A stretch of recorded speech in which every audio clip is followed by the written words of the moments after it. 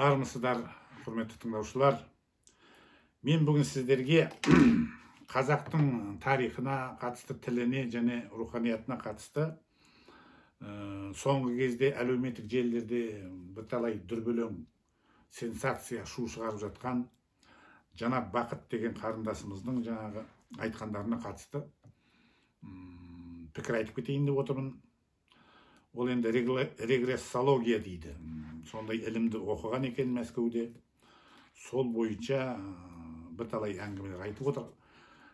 Және де сол Жанаттың айтқандарына қатысты діни қызметкерлер, соның ішінде муфтидің өзі, оның орынбасарын сөйлегендерін естідік. Басқа да сол жаңағы шариғат жолын ұстанған жаңағы өздерінше ислам ғылымында жүрген азаматтардың айтқан пікірлеріне қатысты мен де бір пікір айтып кетейін деп отырмын. Бірақ та мен бұл жерде нақты пікірлерді мен ғалым адамдардан алдым.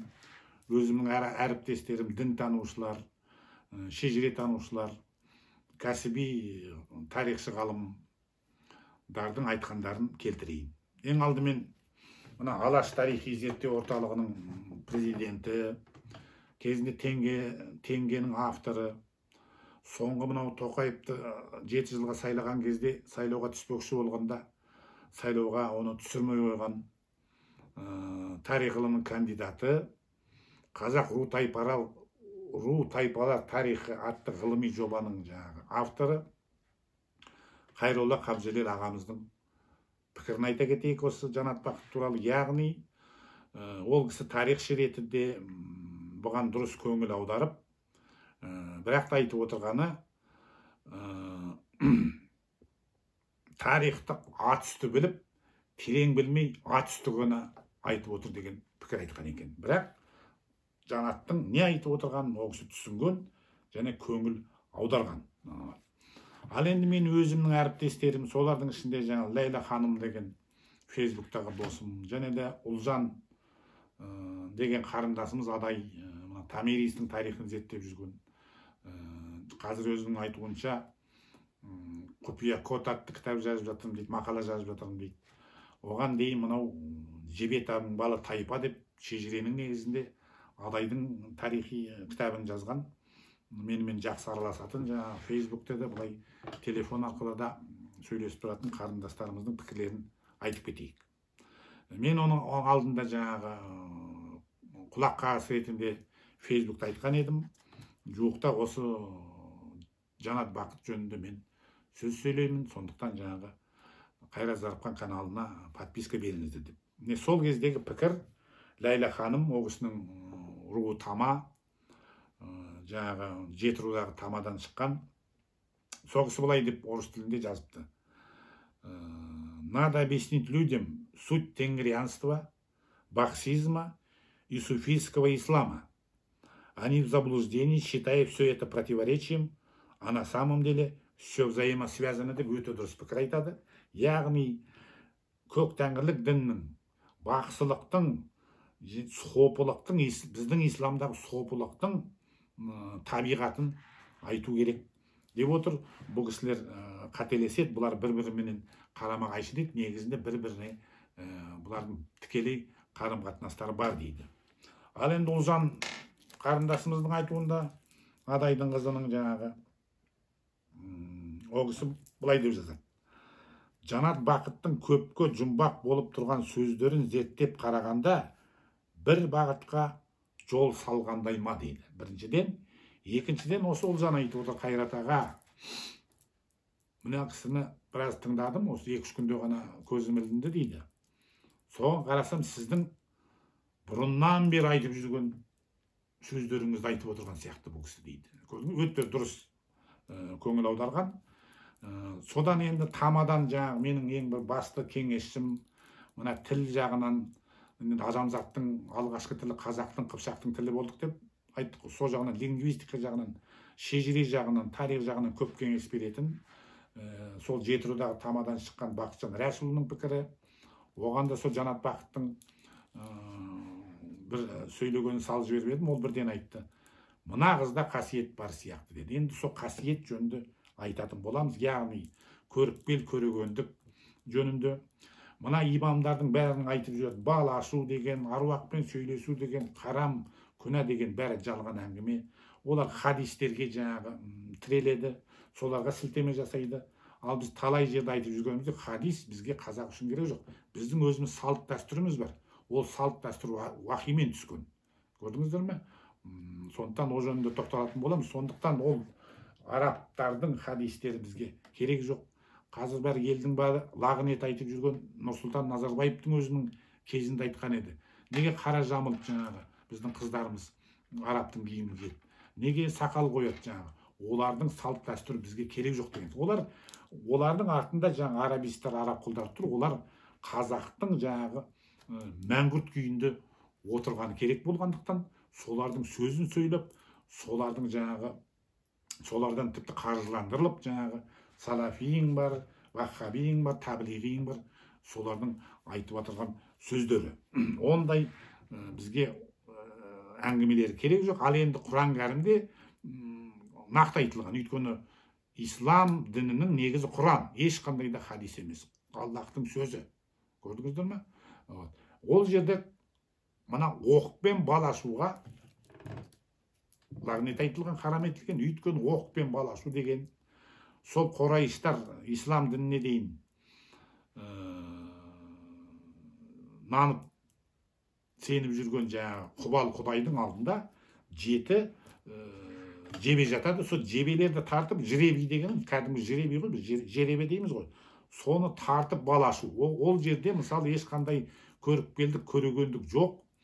Ол жерде тіпті кінәсіз адам ертең бір жеребені тартып қалып кінәлі болып кетуі мүмкін. Соған лағнет айтылған. Ал енді тіпті орыс ұлтты жаңағы Валерия Прохорова иман атағын алған, ол да айтып отыр, Құранды аударған орыс тіліне. Ол кісі де орыс тілінде де айтып отыр. Біз де білеміз, яғни будут еще провидцы, будут ясновидящие, но не будет писания. Яғни көріпкел де болады, көреген де болады, жазу болмайды деп айтып отыр. Көрдіңіз бе?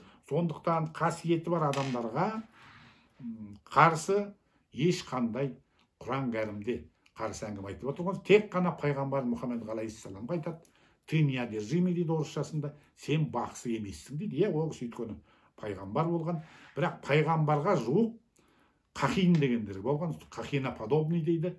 Пайғамбарға жуық адамдар да болған, жаңа Мусайлима деген болған, пайғамбар Мұхаммед алейхиссалам қарсыласы. Оларды енді біздің тілмен айтқанда ұлы бақсылар дейді. Шоқан сол кезде жазады.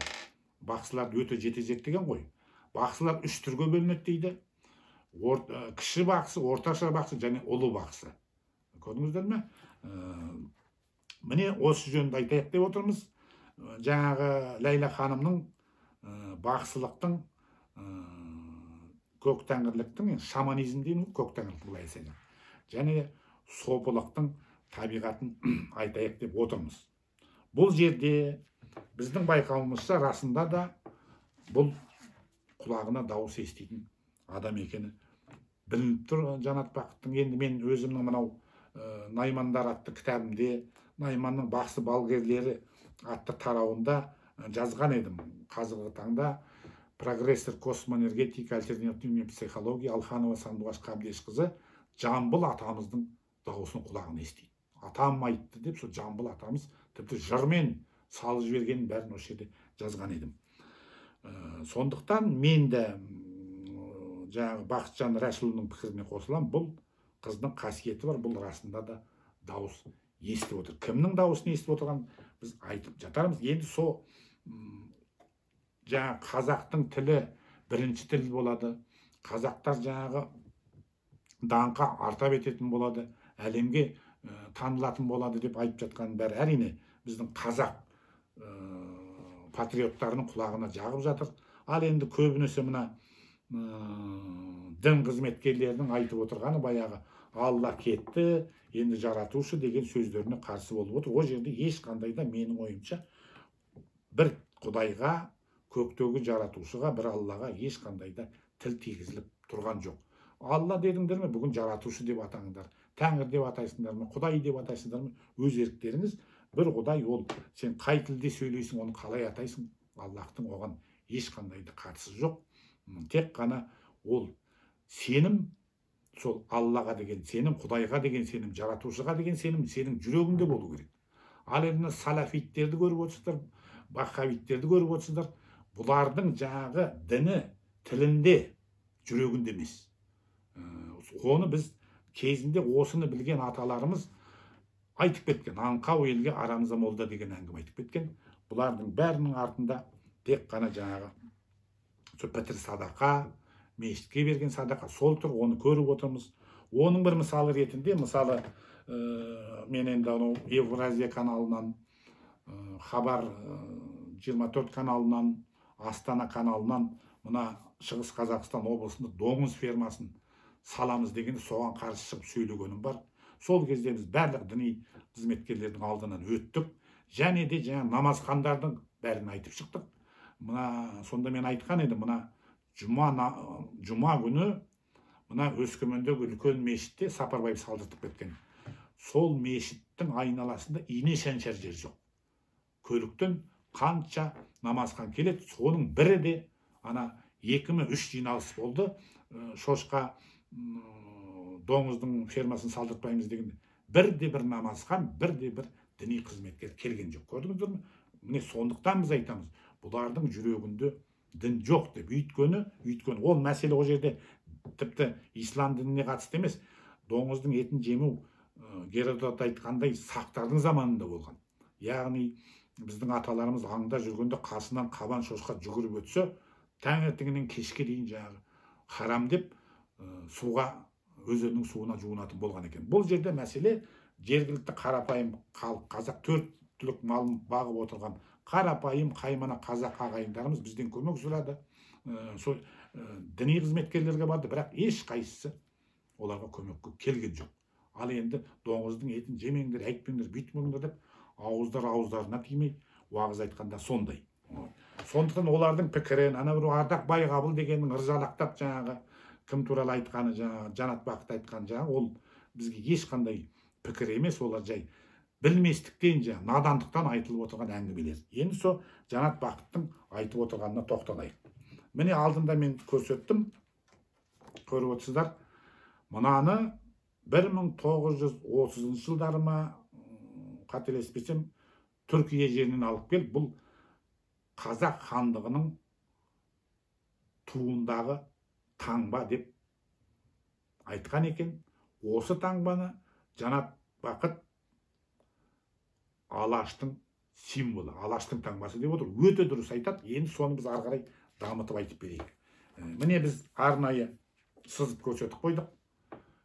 Көрдіңіздер ме? Міне бұның бұл не деген сөз? Бұл Алашқа тікелей Өскеменнің түбінде ақ бауыр үңгір бар. Сол үңгірдің ішінде мынау біздің аталарымыз 7000 жыл бұрын ба, 5000 жыл бұрын ба жосамен, оны оқыра дейді, жосамен салған міне суретінде міне екеуі бірдей болып тұр. Бұл нені білдіреді? Бұл біздің Құдайдың мен бар болған, бар деген сөз естілген, барғана деген жерде Манас-жырында айтылған, Сүлеймен тау деген бар, Тақ Сүлеймен деп айтады. Сол таудың басында тұрған қасиетті қара тастың символы болады. Соны біздің аталарымыз айтып кеткен. Тасқа қатысты біз Адай жөніндегі біздің жаңағы Адайдың жада тасы жөніндегі мақаламыз да бар. Недегі YouTube каналындағы менің лекцияларым да бар. Міне осы тасты көт, бұл нақты қазақтың тасы. Меккедегі тас Қағыба деп аталған, талай жерде айттық. Адай қара жырында айтылғандай, киіз үйдің шаңырағынан кіріп, қара жерге қағылып кеткен, қағылба, қағылма, Қағыба деп аталғандықтан арабтар тілі келеме Каба дейді.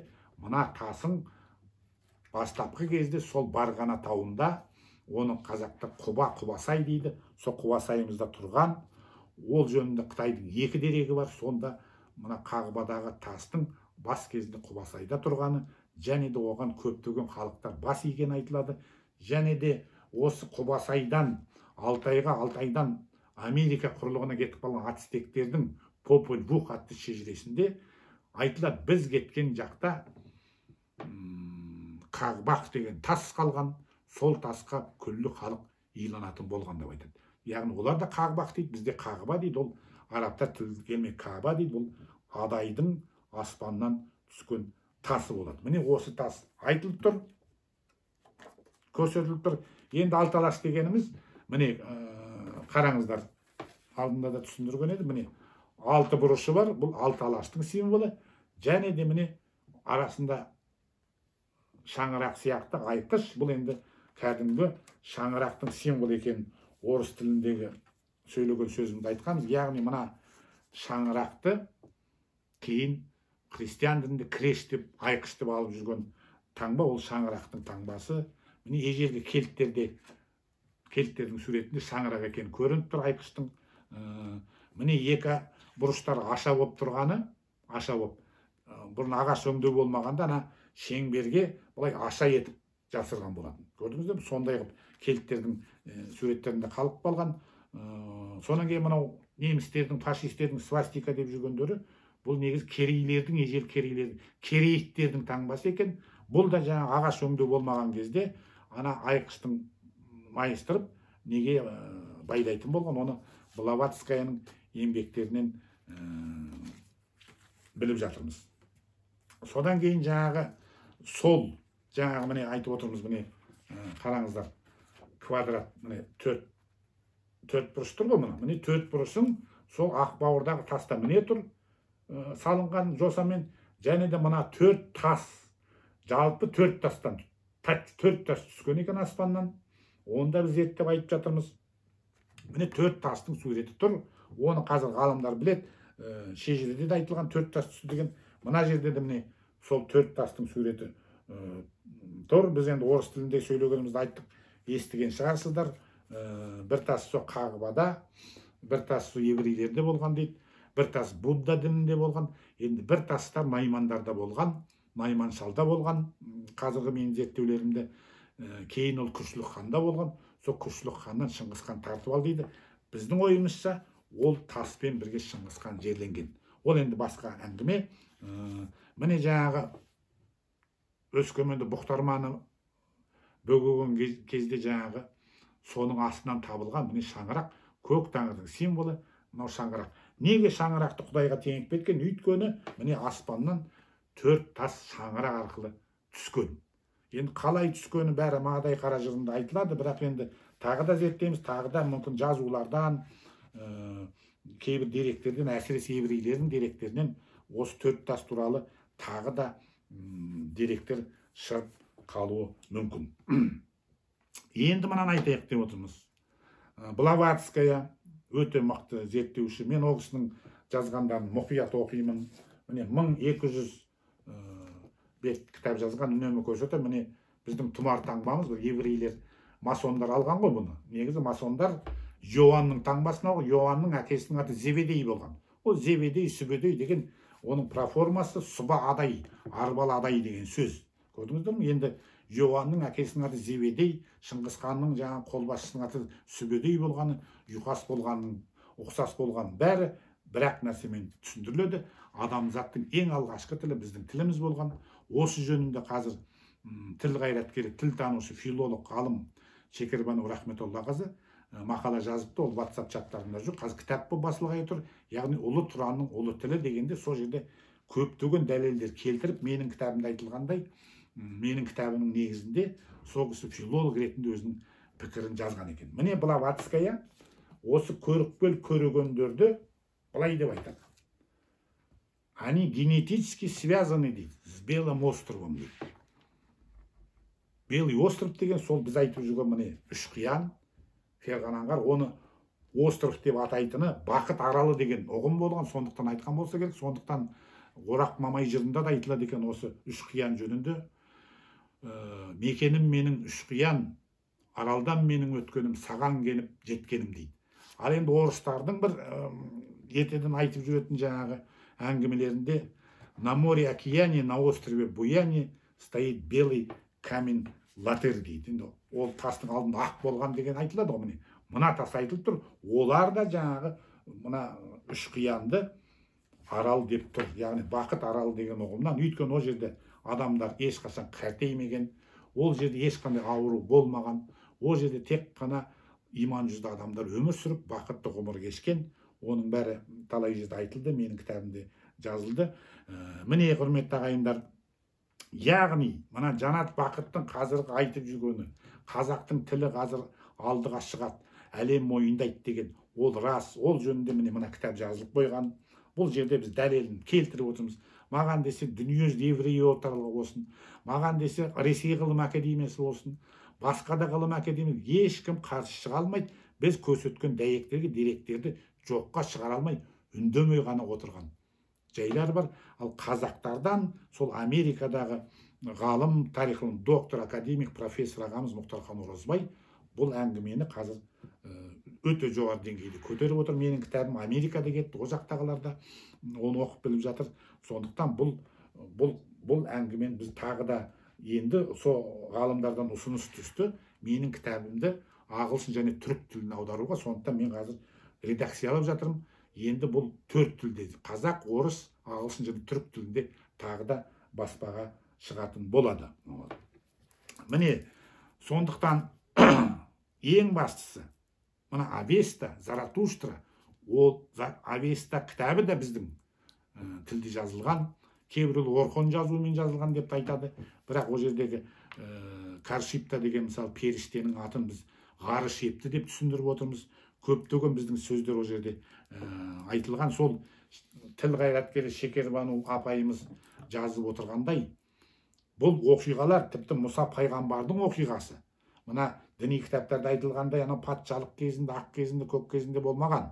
Перғау, бұл тас дәуірінде өте ежелгі заманда біздің аталарымыз ауызша шежірені ұрпақтан ұрпаққа жеткізіп отырған кезде айтылып келгенде, бұлар кейін мына тіл өзгеріп, неше түрлі Вавилоннан кейін тілдер өзгеріп, жазу пайда болғанда, сол басқа тілде қағаз бетіне түсіп болған. Бірақ мен қазір өткенде бір онлайн конференция жүргізгенде Арменияның, Азербайжанның ғалымдары маған айтты. Арменияда Библияның қыпшақ тіліндегі нұсқасы бар екен дейді.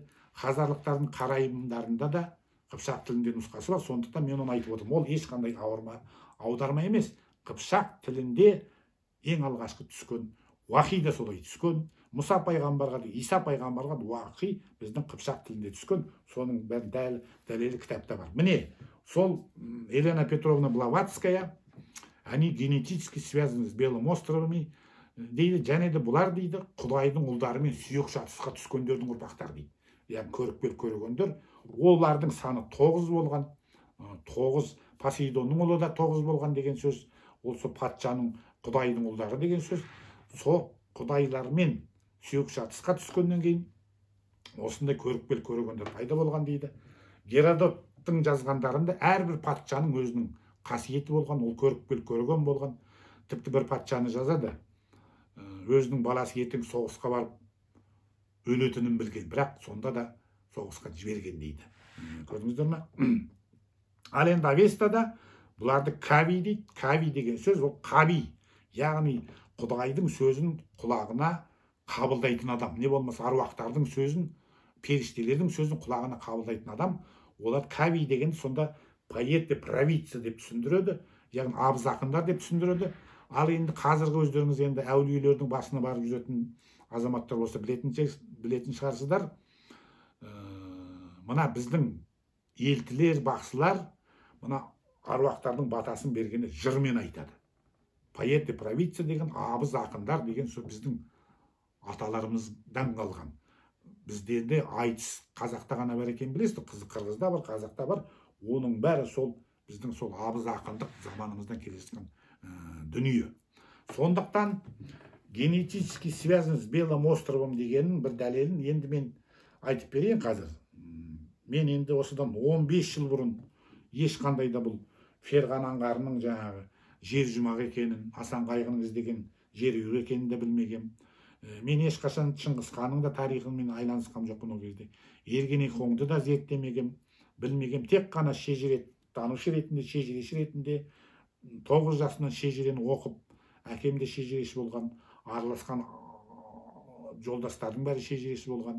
Үйде неше түрлі ақсақалдар келіп шежірені айтып отырған. Соның бәрін қызықтап жүріп, шежіреші болып қалыптасып, сол шежіре туралы жазған кітабымда мен сол кезде жазған екенмін. Bir көріпкелмен кездескенде сол көріпкелдің айтқанын мен жерге жазған екенмін. Ол кезде айтып отырмын, мына Белый островты да білмеймін, Үшқиянды да білмеймін, арғы қазақ мифологиясын ештеңкені білмеймін, тек қана өзімнің шежіремді білемін.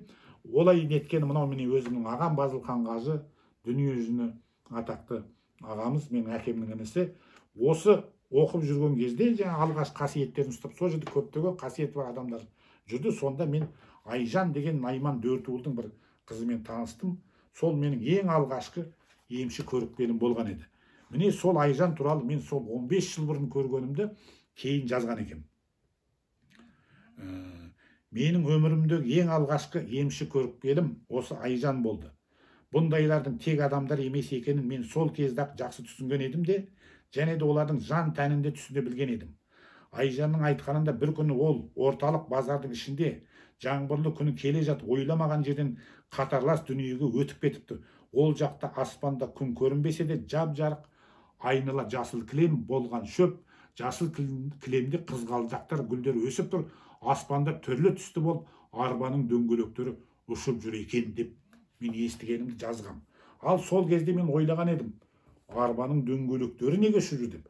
Ол сөйтсем жер жұмағы арбалы деп аталған Қытай деректен үйли-бейли деп айтады, тілге келмей. Еврей деректен енаксын арбы дейді. Соның кейін Қытайлардың аңыздар жиынтығында қол мастеров колесниц, арба жасаушылар тауы деп жаңағы жер үйғымыз, жер жұмағымызды айтады екен. Міне біздің аталарымыз сол жақтан Өскеменнің тұсынан Ақбауырға ауып келгенде міне сол арбаның суретін де салып қойған. Көрдіңіз бе? Міне Үшқиянның символы міне тұр. Мынау батысты көрсетіп тұр. Өйткені ол арбалы тауымыз батыста. Міне мендегі Үшқиянды мына жерде салып қойған. Міне арба. Сонда ол өзі білмейді. Арба неге ұшып жүр? Мен де білмеймін. Бірақ генетически связанный дегенді көрдіңіз де. Мынаны жазған кезде мен бұның бәрін ештеңке білмеймін. Міне осы тақырыпқа келген кезде ғана есіме түсті. Сонан кейін сол жасыл кілем, қызғалдақ гүлдер өсіп тұр дегенді кейін мен міне Ферғана аңғарының суретін арнайы түсіріп алдым. Көрдіңіздер ме? Жасыл кілемді қызғалдақ гүлдер, енді аспанда арбаның дөңгелектері ұшып жүр деген өте қызықты әңгіме болды. Міне құрметті ағайын, Жанат Бақытқа қатысты айтарымыз, бұл жерде одан қорқатын, оның айтып отыр жаңағы, неге келтіріп отыр жаңағы, күпіршілік жасап отырған керек жоқ. Қасиеті бар, аяны бар адам, ол естігенін міндетті түрде айтады. Оның бір мысалымен Леонардо да Винчиге қатысты айтқан едім. Леонардо да Винчиге айтады ғой, мешіт. Тайный вечер, Иса пайғамбардың өлтіретіннің алдында өзінің сахабаларымен отырған суретін сал дегенде, Мәриямды, менде бір сон суреті бар еді. Мәриямды қасына отырғызып салып қояды жаңағы. Жылап, столдың басында жылап жатқан аян алып, сол кезде есіне жаңағы аянмен алады ғой сол заманды. Сол кезде Мәриямды, Магдалена Мәриямды қасына жезөкше болды деп айтады ғой. Соны қасына жылатып жатқызып қойғанда шіркеу оған салдыртпайды. Олай салдыртпайды да, бірақ аян алған ол бәрібір де айту керек, бәрібір де салу керек, бәрібір де жазу керек. Сондықтан ол тайный вечерін салғанда бәрібір де Мәриямды қыз сияқты қып, сахабаның бет-әлпетін қыз сияқты қып, екінші бір еркекке еркек иегінен ұстатып тұрып салып қояды. Бұл алып отырған аяны, сондықтан оны сөгіп, бұл қазақтың арасынан шыққан бір сондай қасиетті қыз. Мен бірде айтқан едім, біз текті және тексіздерден тұрамыз деп. Тексіз дегеніміз қасиеті жоқ, аян алмайтын, аруақтардың сөзін естімейтін адамды айтады. Енді оған дейін Кенжебек жарықтық Назарбаевтың биліктен кететінін айтып кеткен Кенжебек айтқан еді, бәріміз естідік, аруақтар оянды дейді. Бұл аруақтар оянды дегенде біз қазақтың рухы оянды деп түсіндіреміз. Сол қазақтың рухының оянғанның бірінен бір дәлелі Қаңтар оқиғасы. Ол жерде ешқандай қазақ мен кісі тонайын, кісі өлтірейін жаңағы, керуен тонайын, қаныма қарсы шығайын деп шыққан жоқ, бейбіт шеруге шыққан. Бірақ сол дәл сол діни дін ағымында жүргендердің істеп кеткенін көріп отырсыздар. Міне соның бәрін Жанат Бақыт айтып отырған болса керек. Олардың пікірі бізді қызықтырмайды. Ол анау Ардақ Байғабыл деген өзінше ислам ғалымы деп қойды. Ол білмейді. Ол ислам діні Арабия қай жақтан келгенін білмейді. Ибрахим пайғамбарымыздың оған Аллахтың сәлемі неліктен Алтайдан келген дегенді айтады. Оны неге арабтар жоққа шығармайды? Өйткені Ватиканда ол деректердің бәрі бар. Сондықтан ол тексеріп жатыр. Біз оның бәрін білеміз. Оның бәрін жаздық, айттық. Мифолингвистикалық зерттеулердің негізінде ол сол мына расында да біздің жерден жіберілген Аллах тағала соларды арабтарды жабайы жүрген арабтар жөнге салу үшін соларды жіберген. Енді біз қазақ деп айтпасақ та бұл пайғамбарлардың бәрі арийлер болған. Ал біз сол арийлердің тікелей ұрпағымыз. Арийлерден басқа ешбір басқа халыққа Аллах тағала уақы етпейді. Өйткені арийлер иман жүзді халық болған. Олар тіпті орыстардың деректерін они были благородны даже в войне. Олар соғысқанның өзінде тектілігін ұмытпайды деп айтылған. Мағадай қара жырына қатысты мен бір сөйлегенде айтқан едім. Ана кемпір Көкадайға батасын бергенде қандай соғысқа қатыссаң да, қай жерде жүрсең де тектілігіңді ұмытпа деп айтып кеткен. Біз текті халықпыз, сол арийлердің тікелей ұрпағымыз. Оны тарихым доктор Еренғайып Омар қазақ өркениетінің негізі атты кітабында жазған. Орыстар бірден қарсы шыққан, көре алмай, бірақ көре алмай қойсын. Ал біз арийлердің ұрпағы болсақ, онда пайғамбарлардың бәрі қазақтан шыққан. Соның бәрін біз жерде айтқанбыз. Яғни Израиль ұлдары дегендеріміз қасиетті кітаптарда олар семиттер емес, яфетиттер, яфеттің ұрпақтары. Бұған әлі тоқталамыз, аяқтағыда айтамыз. Міне құрметті ағайын, Жанат Бақытқа қатысты ұқтыңыздар деймін. Бұл қыздың бойында қасиет бар. Сондықтан бұның айтып жүргені, менің айтып жүргенім ұқсас деген мен тарих ретінде, бірақ мен сол мына жер жұмағын аян алып тапқанымды қасиетті Рамазан айында талай жерде айтып жүрмін. Оны күллі менің подписчиктерім, оқырмандарым біледі. Аян, ал енді мына мықты ислам ғұламаларының айтуынша рух ол, аруақ деген рух қой. Рух ол жоғарғы парасатпен тікелей байланысады деп айтылады. Сондықтан бұл жерде енді кімнің дауысын естіп тұр дейсіздер ме? Оны тағы да біз айтып жатырмыз. Меніңше бұның құлағын айтып тұрған Заратуштра. Көрдіңіздер ме? Заратуштра ол біздің шежіреде жайықнама деп аталған дейді. Еліне игілікті іс жасап, Заратуш аталып кеткен дейді. Оны біз де айтқанбыз. Меніңше сол Заратуштралардың дауысын естіп жүр. Бұл сөздердің бәрін тыңдасам, расында да Заратуштраның дауысын естіп жүрген сияқты. Ол оны білуі де мүмкін, білмеуі де мүмкін. Ал енді Ницше, Фридрих Ницше так сказал Заратуштра дегенде, Заратуштра айтқан екен дейді. Сендер әбден мені ұмытқан кезде мен келемін деп. Ал Зәрдүштің ең алғашқы дін, начало всех начал дейді. Сондықтан Тур сүресінде Құран кәрімнің осы кітапқа серт деп Құран кәрім айтылады. Теріге жазулыға серт деп сол 12.000 теріге, бұқаның терісіне алтын әріппен берілген Авеста, яғни Заратуштраның кітабы айтылып тұр. Сондықтан мына көк тәңірлік дін болсын, буддизм болсын, юдаизм болсын, христианство, оның бәрі сол Заратуштраның дінінің бұрмалануы. Көк тәңірлік дінді қазір міне ғалымдар айтып отыр. Бұл шаманизм мен зарастризмнен будандастырылған наным, сенім деп отыр. Көрдіңіздер ме? Міне құрметті ағайын, сіздерге мен мынау Ләйла ханымның айтқаны бойынша көк тәңірліктің, бақсылықтың және сопылықтың, қазақи исламизмнің, исламдықтың табиғатын түсіндіріп бердім деп айтамын. Яғни көрікпел де болады, көреген де болады, тек жазу болмайды. Пайғамбар болмайды. Оған біз сенбейміз. Ол жерінде мүмкін шатасып бірдеме деп айтып отырғанша Жанат Бақыт, оған біз көңіл айдармаймыз. Жалпы бұл қазақтың рухын айтып отыр Жанат Бақыт. Тыңдағандарыңызға рахмет. Сіздермен болған Қайрат Зарыпхан.